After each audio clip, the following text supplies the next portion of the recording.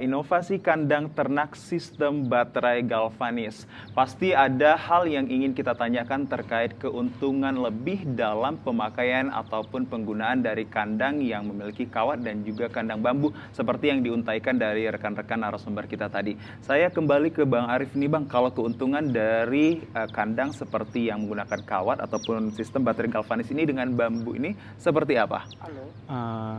Kalau misalnya dulunya ya banyak orang. Sebentar Bang, ternyata ada telepon kembali yang masuk dari pemirsa. Okay. Assalamualaikum, selamat sore. Iya, selamat sore. Oke, dengan siapa ini Pak? Dari Dava di Tembung. Pak Dava ya? Iya. Dava di Tembung. Untuk pertanyaannya Pak seperti apa? Dialamatkan ke mana? Untuk narasumber aja, bebas. Boleh Pak, pertanyaannya silahkan. Gini, akan apa sih yang dianjurkan untuk budidaya ayam kampung? Dan bagaimana cara menghindari virus yang sering menyerang ternak ayam? Baik. Demikian Pak? Iya, itu aja. Baik, terima kasih Pak Dava di Tembung. Kita akan langsung tanyakan kepada narasumbernya. Kemungkinan besar nih akan dijawab langsung dari seorang peternak ataupun pembibit ayam ini. Pakan apa yang biasa dianjurkan dan supaya bisa untuk mengatasi ataupun menghindari virus, Bang? Seperti apa? Kalau pakan kita bisa menggunakan pakan starter, itu banyak kodenya. Seperti kodenya contoh dari Pokpen 511 atau 201 itu bisa. Untuk menghindari virus, dia itu kita wajib vaksin. Vaksin rutin itu wajib per 3 bulan. Contoh misalnya vaksin ND, IB misalnya, itu ditetes mata, 1 tetes aja di mata, nggak lebih. Jadi dia 1 tetes di mata, seandainya matanya tertutup bisa di hidung. Setelah itu usia 14 hari dia bisa vaksin gumboro A, itu dengan cara diteteskan 1 tetes di mulut. Setelah itu, setelah 14 hari, 21 harinya itu gumboro B. Setelah itu, setelah gumboro B tetap 1 tetes 1 mulut. Jadi kita teteskan 1 ekor itu 1 tetes. Setelah itu bisa untuk flu burung, itu di sukutan dada. Baik. Dengan cara suntik. Baik, itu dia terkait dari ayam ataupun hewan yang kecil. Kalau yang udah besar Bang, apakah perlu juga untuk divaksin? Kalau vaksin itu tetap perlu, mau dia kecil atau besar, vaksin itu wajib hukumnya. Karena untuk biosecurity agar tidak terjadi kematian massal. Karena kalau virus ini satu sudah kena, semuanya merambat. Jadi vaksin itu wajib hukumnya. Jadi setelah itu, kalau kita nanti jangan sudah pelihara dari kecil sampai besar, tiba-tiba datang virus, ayam kita habis, kita itu nggak mau terjadi kan. Pastikan kita vaksin biosecurity yang kuat gitu. Kita perhatikan semuanya, vaksin segala macam kita perhatikan. Begitu juga dengan makanan. Makanan starter itu 1 sampai usia 1 bulan bisa starter. Setelah itu untuk menghemat biaya bisa dioplos dengan jagung giling, lidah jagung, tepung ikan, tepung gandum, banyak jenisnya. Baik. Sangat menarik sekali perbincangan dan juga diskusi atas perspektif dari Abang ini kembali. Masih ada Bang ini lagi yang pemirsa yang sangat antusias untuk kita tanyakan kembali. Selamat sore, Assalamualaikum. Selamat sore. Dengan siapa ini Bu? Ibu Yanti di Deli Serdang. Ibu Yanti di Deli Serdang ya? Ya. Oke, silakan Bu pertanyakan. Bagaimana melihat bagus kualitasnya? Ibu Yanti, mohon maaf suaranya terputus, boleh untuk diulangi agar lebih jelas kembali? Bagaimana cara di kampung yang bagus? Bagaimana cara untuk melihat benih? Ya. Oke, dari ayam kampung ya Bu ya? Iya, ayam kampung. Baik. Yang bagus, yang mana itu? Baik Ibu, baik. Baik, terima kasih Bu. Kita akan langsung pertanyakan kembali ke peternak ataupun pembibit ayam kampung ini sendiri. Bagaimana itu Bang? Yang pertama kita lihat dari bibit fisik ya. Fisik itu tidak cacat yang pertama. Dia sisa pusarnya itu tidak tersisa, pusarnya terserap sempurna, matanya bersinar, terus dia lincah, agresif seperti yang Abang pegang ini, lincah, agresif. Seperti itu dia bagus yang pertama. Udah gitu dia nggak ngantuk-ngantuk gitu lah. Nggak ngantuk-ngantuk lincah ya. Gitu. Dalam artian juga bulunya juga bersih ya, tampak bulu sehat bersih, ya. tidak lengket, tidak cacat paruh, tidak cacat mata. Tidak cacat organ yang lain lah, seperti fisik yang kelihatan. Baik, kalau salah satu ada yang cacat kan mungkin terletak pada kakinya, kadang ada ayam yang kakinya 3 ataupun 2 itu, apakah itu bagian dari ketidaksempurnaan terhadap lahirnya? Ya, itu bagian dari genetik yang cacat atau tidak sempurna. Tapi itu tidak berkaitan tentang kesehatannya ya? Itu tidak berpengaruh, tapi dia kan daya jual belinya kadang orang aneh gitu Oke. kan. Nah, jadi kurang lah istilahnya. Dibilang ayam reject. Baik, baik. Ada juga pemirsa yang sangat antusias kembali untuk menghubungi kami. Silakan. Assalamualaikum, selamat sore. Waalaikumsalam, Mas. Oke, dengan siapa ini, Mas? Saya dengan Agri. Agri di mana? Iya, di Pancur Batu. Pancur Batu. Silakan pertanyaannya. Iya, saya mau tanya sama narasumbernya. Boleh. Selama ini kan saya pelihara ayam kampung itu, kemudian saya ambil bibitnya dari satu tempat. Kemudian akhir-akhir ini saya ambil lagi dari tempat lain. Oke. Kemudian itu menyebabkan ayam saya itu banyak yang kurang bagus jadi pertumbuhannya. Itu kenapa ya, Mas? Oke, baik. Langsung dijawab langsung kembali dari Bang Putra. Kalau kita mengambil dari sumber satu ke sumber lain, itu ada yang namanya wajib karantina. Wajib karantina. Karena dia dari satu kandang ke kandang lain itu kebal terhadap virus masing-masing. Contoh nih, si kandang A sudah vaksin ND. Si kandang B belum vaksin ND, masuk kandang A ke kandang B, ayam dari A tadi dia tahan terhadap virus ND, yang sedangkan si B tidak tahan terhadap ND. Baik, baik, baik. Itu juga berkaitan tentang langsung penyuntikan terhadap virusnya kepada hewannya atau disemprot kepada kandangnya, Bang? Yang pertama berkaitan. kita densifiktan kandang dulu. Kandang dulu sebelum fumigasi. memasukkan bibit yang dari Ya. daerah lain katakanlah. Ya, benar. Jadi wajib kita fumigasi, pembersihan segala macam dari kotoran, bakteri, zat amonia kita bersihkan, kita sterilkan. Setelah kandang kering, wajib dia kering karena kan kalau dia basah mengandung banyak jamur. Nah, jadi setelah dia kering barulah boleh dia masuk dengan syarat kandang abang beli dari ke kandang lain itu wajib dikarantina, dipisah gitu selama maksimal 14 hari, minimal 7 hari. Baik, Jadi itu tidak dipisah boleh mungkin dengan jarak yang berapa meter ada? Kalau jarak mungkin yang penting beda sekat aja. Beda sekat itu udah mengantisipasi ya? Ya. Baik, harus dilakukan seperti kiat-kiat dari abang ini sendiri, meskipun terhadap dari bibit yang berbeda ya, Bang, juga bisa diantisipasi dari yang abang berikan tadi. Ya. Baik, semoga terjawab Mas Agri di Pancur Batu.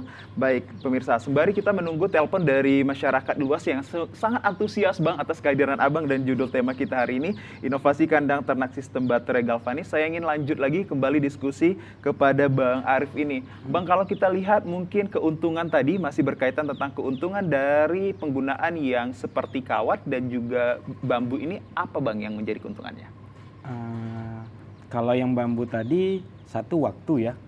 Waktu untuk pembuatannya seperti yang dibilang Mas Iboy tadi, kita belum tahu nih tukang ini bisa membuatnya berapa lama. Terus kita bambunya ini kan kalau misalnya orang biasa yang buat dari bambu itu mesti direndam dulu ya. Oke. Supaya tidak terkena itu namanya hewan apa gitu yang kayak untuk makan bambu itu ya.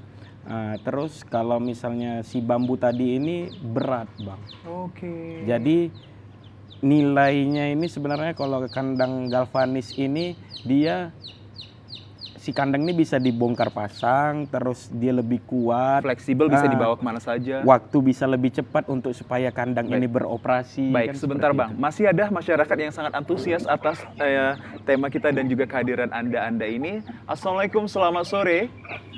Selamat sore. Dengan siapa dan di mana ini, Bu? Dengan Vita di Lubuk Pakam. Bu Vista di Lubuk Pakam. Saya ingin bertanya nih. Boleh Bu, nggak ya? silakan.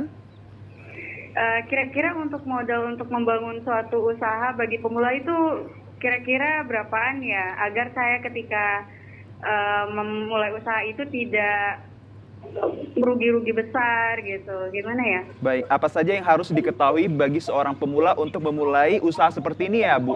Iya. Baik. Terus kesulitannya tuh yang harus dihindari apa-apa saja gitu agar saya tidak rugi besar. Baik, baik, baik. Terima kasih, Bu. Oke. Saya langsung ke Bang Arif yang selaku konsultannya ini. Seperti apa ini, Bang? Atas pertanyaan dari Ibu Vista terkait modal usaha pemula dan juga kesulitannya. Untuk awal usaha itu yang pastinya usaha itu pasti ada risiko ya. Cuman kita bisa perkecil. Manajemen resiko Iya, kembali. manajemen risiko kembali ya.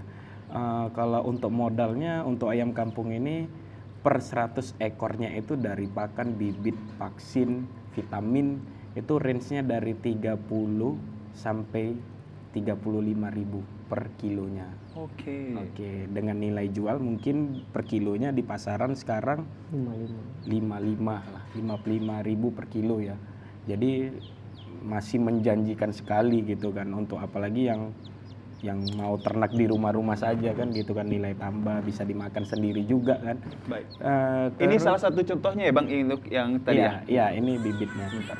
Jadi kalau misalnya itu tadi 30 sampai 35.000 tadi untuk per 100 ekor berarti 3 jutaan ya. Oke. Tapi kalau misalnya dia dihitung dengan kandang, mungkin untuk seperti ini, kandang ini satu setnya seperti ini sekitaran hampir 200 ribuan. 200.000 persen. udah bisa menampung berapa ekor ayam dalamnya? Kalau biasanya sih banyak yang pandai ya. Oke. Ini kan 6 sekat ya. 6 sekat ini kalau dia umur masih yang sekecil ini mungkin sebulan ya, itu bisa 1 sekat 2 diletak. Satu sekat Tapi 2. semakin kunjung waktunya jadi 1 sekat itu 1 ekor. Sebenarnya 1 sekat ini untuk 1 ekor. Baik. Cuman supaya bisa meminimalisir kan, jadi 2 dulu, nanti lama-lama besar dipindahkan lagi. Dipindahkan gitu kan. lagi. Terus kalau untuk Kesulitan dalam hal ini seperti apa yang Abang temuin? kesulitannya sih nggak ada Nggak ya. ada ya? Mungkin lingkungan aja sih. Lingkungan kembali. Suaranya lah Oke. kalau bisa. Jadi kalau suara itu kalau di ruang terbuka dia lebih, ayam ini berisiknya gangguan lingkungannya, mungkin di situ ada musang ya, Oke. atau ada biawak, mungkin dia agak bising. Tapi kalau tidak ada itu dia nggak bising. Baik, kalau kita lihat dari visual ini bisa dikatakan bahwa baterai galvanis atau kandang seperti ini seperti kayak apartemen ya Bang, kalau Iya. dalam kehidupan manusia ya. Iya. Kalau boleh tahu tingkatan dari yang pertama sampai akhir itu bisa diisi dengan jenis ayam apa saja? Apakah ada penggabungan ayam betina dan ayam jantan? Jadi awal mulanya kandang baterai ini kan diperuntukkan untuk ayam petelur ya. Ayam petelur. Ya, petelur itu berarti dia ayam betina yang bertelur ya, Ha-ha. yang untuk diambil kebutuhannya telurnya gitu Benar. ya. Jadi kalau misalnya untuk ayam kampung ini kan lebih mengarahnya dia untuk ke pedagingnya. Ke pedaging, jadi sebenarnya si kandang tadi ini tidak perlu ada yang sekat keluarnya itu untuk telurnya, dia cuma sekat-sekat seperti itu aja. Jadi lebih cepat ayam ini nggak bergerak, jadi bobotnya lebih cepat terisi kan, dia tidak berolahraga lari sana lari sini. Baik. Jadi lebih cepat besarnya gitu. Baik. Saya ke Bang Putra Wahyudi, Bang, kalau kita pengontrolan terhadap makanan dan juga kesehatan dalam seharinya itu yang dianjurkan ataupun yang disarankan seperti apa dengan menggunakan teknik baterai galvanis ini? Kalau saya untuk disarankan bisa kita taruh di atas pipa. Kalau galvanis ini kita taruh di atas pipa PVC yang dibelah 2. Oke. Setelah itu bisa kita taruh makanannya di situ. Nah, jadi dia cuman kepalanya aja yang keluar. Iya. Cuma kepalanya saja. Jadi dia Oke. efisien. Kita lebih hemat karena nggak dieker-eker. Kadang ayam kan mau makan dieker-eker Benar. gitu. Tapi Habis itu kalau nggak dimakan. cuman kepalanya aja yang keluar, dia cuman makan mematuk aja. Baik, kalau untuk air minumnya sendiri juga diletakkan di bawah atau ada dikaitkan? Kalau air minum bisa 2 jenis, bisa bertingkat dari belahan PVC tadi, di atas sama bawah, pakan di atas, minum di bawah bisa, atau sebaliknya. Bisa juga menggunakan nipple. Nipple. Nah, nipple. Jadi dia ada pipa PVC ukuran 3/4, nanti dia dibor kasih nipple. Jadi Oke. kalau dipatuk sama ayamnya, nipple itu bakal mengeluarkan air. Gitu. Oke, baik, benar sekali. Kalau kita lihat secara visual ini sangat telaten dan juga katakanlah sangat benar-benar menjaga kesehatan ayam sekali ya Bang. Kalau untuk penyerapan kotorannya sendiri itu langsung jatuh ke bawah paling dasar atau setiap tingkatan dari rumah ayam tersebut? Langsung jatuh. Mungkin dari abang ini? Iya, langsung jatuh. Langsung jatuh ke Karena bawah, dia kan Bang? bertingkat tuh ya. Oke. Yang di bawah tidak tersiksa juga kena kotoran yang di atas, tidak. Jadi dia langsung ke bawah saja.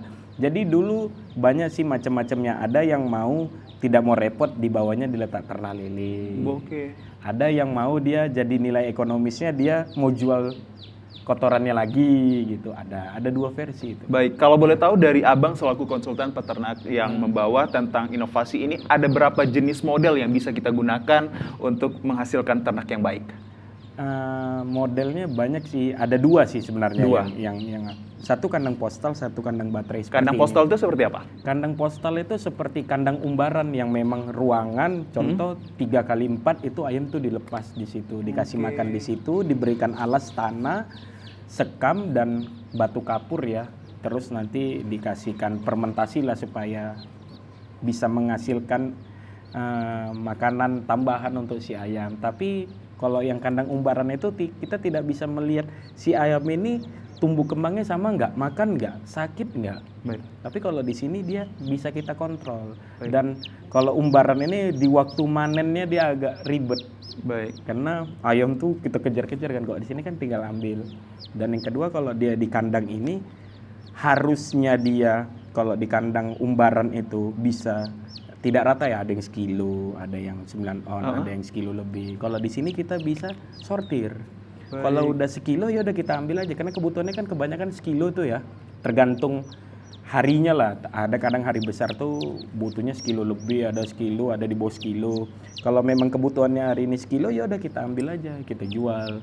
Banyak tuh mau jual tengkulak atau. Tapi kalau misalnya dengan ada sortir tadi, si yang kecil tadi pun dapat jatah makanan lebih supaya dia besar. Baik pemirsa, banyak sekali ternyata pemanfaatan model inovasi kandang seperti baterai galvanis ini untuk kita ketahui, dan bagi khususnya ya Bang, abang-abang di rumah ini, bagi pemirsa yang di rumah sana mungkin sudah pensiun, untuk menyiapkan waktu luang agar untuk manajemen stres bisa dikelola dengan inovasi kandang baterai galvanis ini adalah salah satu pilihan ya Bang. Iya. Pemirsa, kami akan hadirkan lagi diskusi yang sangat menarik terkait apakah ayam yang kecil seperti ini posisinya saat dalam kandang ini harus paling bawah, di tengah atau di atas. Nanti akan kami hadirkan pemirsa.